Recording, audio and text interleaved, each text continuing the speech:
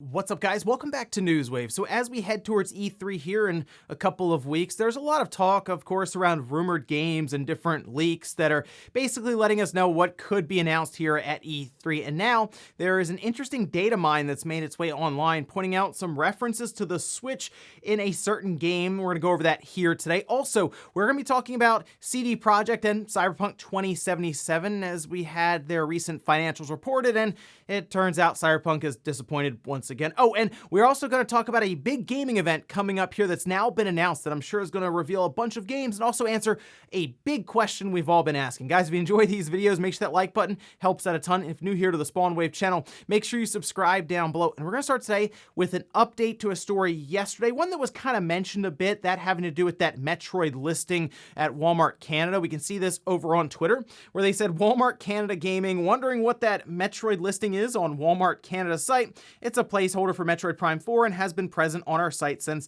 that game was announced. So nothing new here, but we appreciate your interest. It was kind of making the rounds since we are expecting a 2D Metroid to be announced at E3, as that is like one of the biggest rumors going into Nintendo's, I guess their live stream that they're going to have Monday or Tuesday. Nintendo hasn't really announced their plans yet, which is still very interesting to think about. But hey, maybe that's something they take care of this week here. But yeah, it looks like it's just a placeholder for Metroid Prime 4. It's been up this whole time. It just started making the rounds again as people started spotting it again and then talking about that 2D Metroid game. So I guess whenever Metroid Prime 4 gets revealed, this should get updated with the latest box art, release date, and all that. Also, we know Tales of Arise is coming out in September, and I'm really looking forward to it as the trailers they've released showing off the different bits of gameplay and story look really good. But we also now know a bit more information about what the PS5 will be able to offer gamers. And the biggest one here that I saw is that if you do, say, buy the game now on like your PlayStation 4,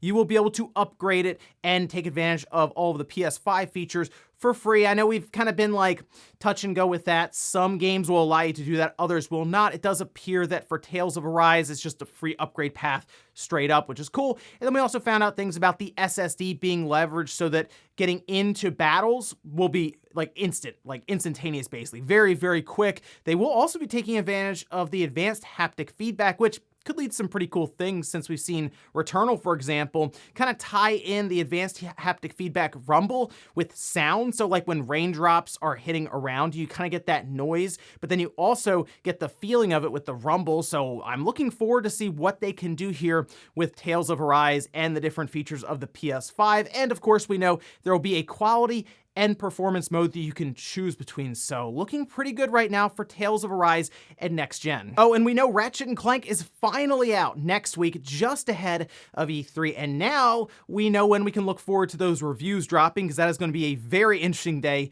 online to see how this game is received by critics. And let's head over here to Twitter. This is from Joe Miller saying the Embargo for Ratchet and Clank Rift Apart reviews drops Tuesday, June 8th, 10 a.m. Eastern Time. And any Metacritic, any Metascore predictions for Ratchet and Clank on the PS5? I'm going to say an 88.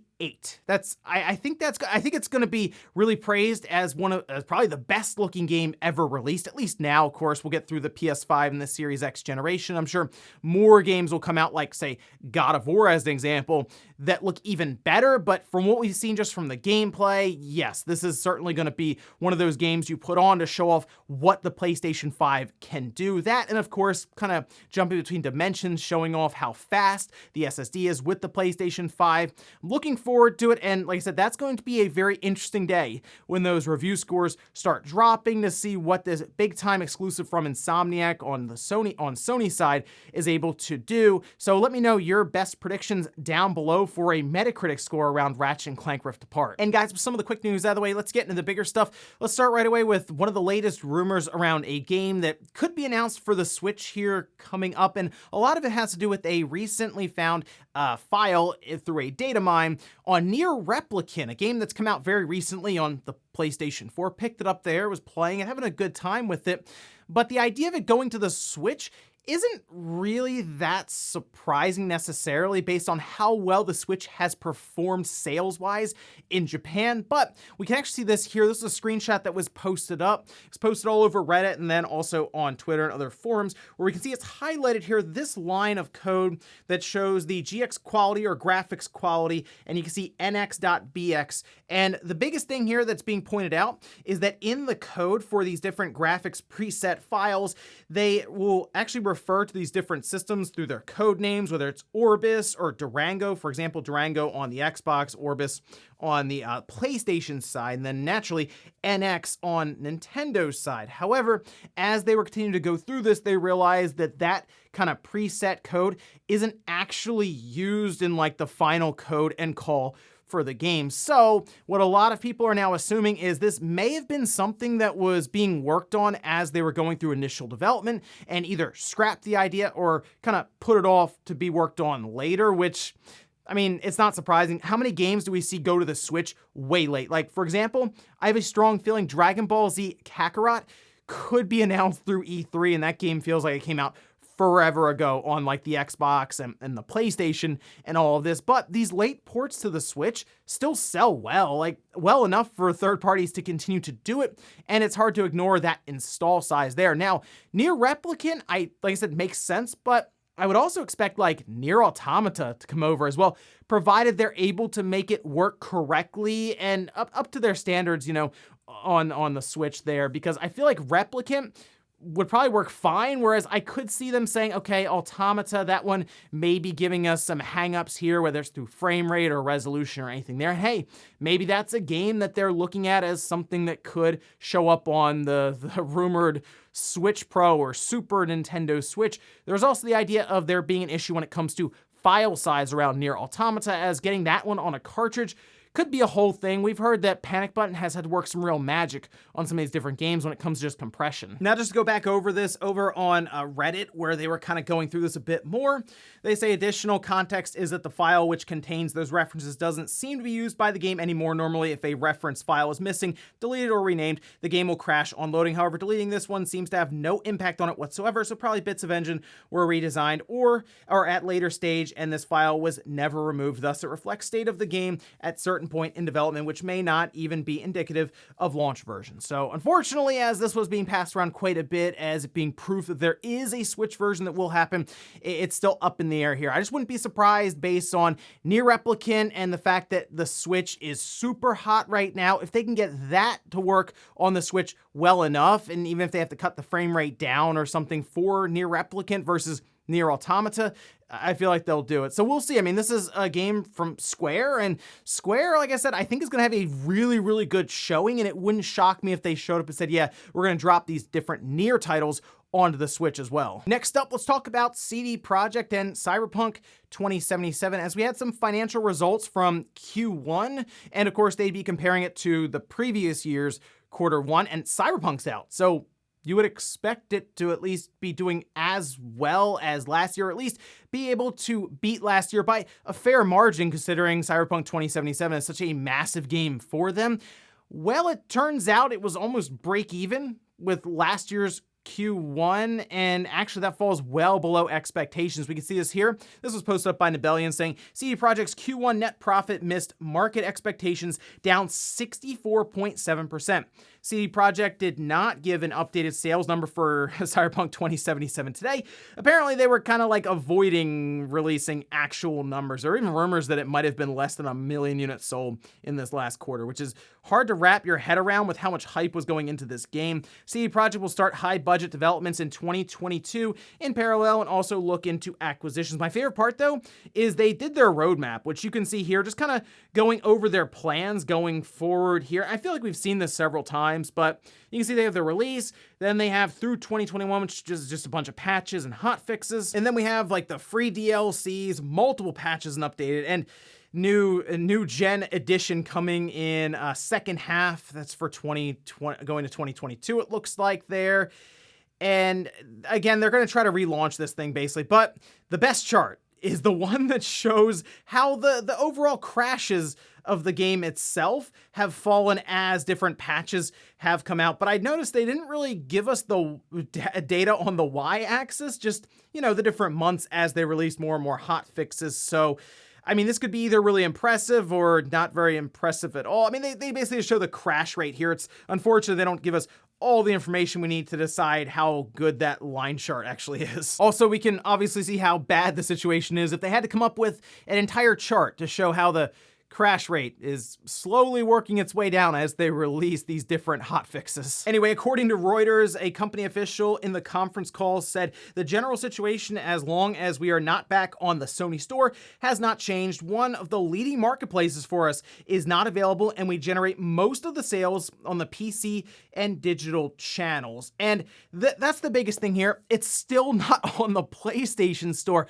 Apparently, Sony has like an entire checklist that they have to be able to get through before Cyberpunk can get back onto the PlayStation Store, because it sounds like Sony just doesn't want to deal with all of these refunds all over again, and I don't really blame them with how the game launched and the marketing and what appeared like deception outright. So Sony is like, look, this game has to be like at least in great shape overall, at least stable, to the point where we won't get those kind of complaints, and we can even put it on our front page without concerns that people will then start throwing in refund requests a couple hours after buying it because it keeps crashing back to the dashboard. So I don't know when this game's going to show back up on the PlayStation Store. Clearly, it's hurting the overall sales as we would expect. I mean, that's a massive market to not be able to be part of in the PlayStation Network, the PlayStation Store. So we'll see when it does show back up there. I'm thinking it's going to be towards the end of this year, and that sounds crazy, but maybe they really are going to work to do another big launch for this game with the new PS5 version of it, along with the Xbox Series X version. And now look, it's available again on the PlayStation Store. They'll probably do like a whole celebration of it and big marketing push for this all over again, hoping to recoup a lot of the lost sales now, just later on. Next up, let's talk about several Need for Speed titles that are apparently being delisted off of digital storefronts. We can head over here. This was on the Need for Speed subreddit posted up by the community manager, where they say starting May 31st. Well, that was yesterday, so good heads up there, I guess.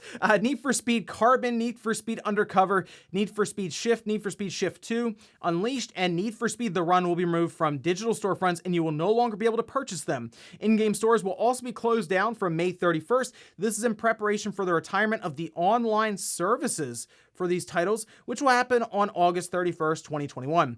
Until that date, you will be able to play and race your friends and rivals online from September 1st, 2021 onwards. You can still play the games and use the respective offline features of these titles. Now they go on to explain the reason for basically taking down the online services, because basically not enough people are playing it, so it doesn't make sense to continue holding up the servers for these games, and that kind of makes sense there. But the idea of then also delisting them is a bit strange, although I didn't even know you could still buy Need for Speed Carbon. I was trying to think, I was like, what were people buying it on exactly? Let me know if you bought Need for Speed Carbon in like the last year and where you bought it. I don't know if it was on Steam or maybe on the Xbox store. I enjoyed that game back in the day on the original Xbox, but either way, though, this tends to happen with car games. I guess it's because of the licensing or whatnot with the different cars, but we've seen like Forza Horizon games come down. We obviously talked about Drive Club, last year when that was announced that it was being pulled down. So it's kind of status quo for these different car games. And the whole thing around the digital future, once again, is yes, these kind of games will be delisted and removed from being able to purchase them. So car games in general, any of these racing games, are usually good ones to have just physically, but when that option is removed, and the way we're trending right now, it eventually will be removed, well, you're just going to be stuck with not being able to get them anymore. A game preservation problem for sure, but we'll see how we deal with that as we go forward here. I guess for now, well, it's too late to go buy them currently as they've been delisted. It was a bit strange that they gave us this heads up basically when it was happening, like, hey, we just delisted all of them. It's like, well, that'd have been good to know at least, like a week ago. And in our last bit of news, let's talk about an event we can look forward to for Summer Games Fest. We can head over here to Twitter. This was posted up saying new event added Friday, June 11th, noon Pacific, 3 p.m. Eastern. We can see right here, and this will finally celebrate how do we pronounce Koch Media or Koch Media or Koch Media, Koch Primetime Gaming Stream. Like I said, June 11th right there. And there's actually quite a bit we could see here. Now, I know immediately people are like, oh, Time Splitters. Time Splitters hasn't even started development yet. We're not going to see anything there, but you never know. We could see a Time Splitters 2 remaster. Very possible on that one. Sure, why not? But the biggest thing here is a new Saints Row game. Saints Row 5 apparently has been in development for a little while now. That certainly could be something that's shown there. I heard people talking about the new Shadow Warrior game. That would be cool as well. But I know some of you are wondering right now, because I see it in the comments sometimes, Dead Island 2. Yeah, that's been passed around so much. It was announced in 2014, and since then, I think it's at Deep Silver now, underneath of Koch or Coach Media or whatever. That would be a big one to show there, and even if they have something like a release year ready, maybe 2022, I think that would get people pretty hyped up to finally see this game come out. I mean, people compare it to Duke Nukem Forever because it was shown and then disappeared for a while, and it could end up being possibly a decade since it was announced for it to come out, and it's troubled development history. But I think if they have a new Saints Row game there, and they have something like the Dead Island 2 to show off, along with some smaller games, like they like to do a lot of remasters and different things of all of these IPs that they've announced, and they've talked about having like 60 or 70 games just in development at any one time. They could literally show anything here. So it's going to be a lot of fun to see what they have. And we can finally hear them tell us how you pronounce Coach Media or Koch Media. Hey, maybe you can let me know down in the comments, but I see people constantly arguing back and forth as to how to exactly pronounce this thing. And before we go to the comment of the day, we take a look at the poll that I posted up yesterday, where I asked, how much do you think the rumored Switch revision will cost? Okay, so we have 300, that's only 9%, 350, 27%, and wow, the vast majority think $400. A couple even say more than $400.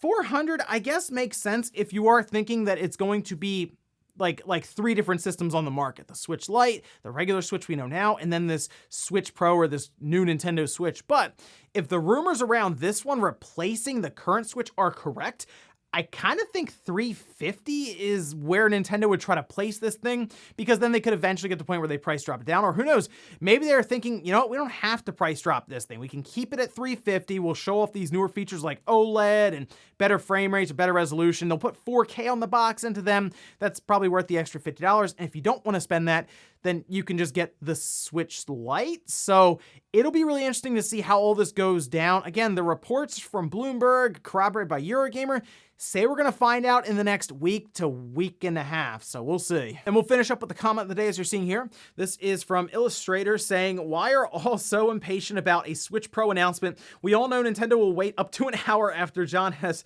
released the newest Spawn Wave episode to share big news. So most likely that will happen. Like, I can see Nintendo like announcing this new Nintendo Switch at like 9 a.m. Eastern. So like an hour after a news wave goes up, they'll just drop that online. Now, my hope is that they do what they've been doing kind of recently, although they did it with the Switch Lite in the morning, but like the 2DS XL, do you remember when that was announced? It was like 8 or 9 o'clock at night.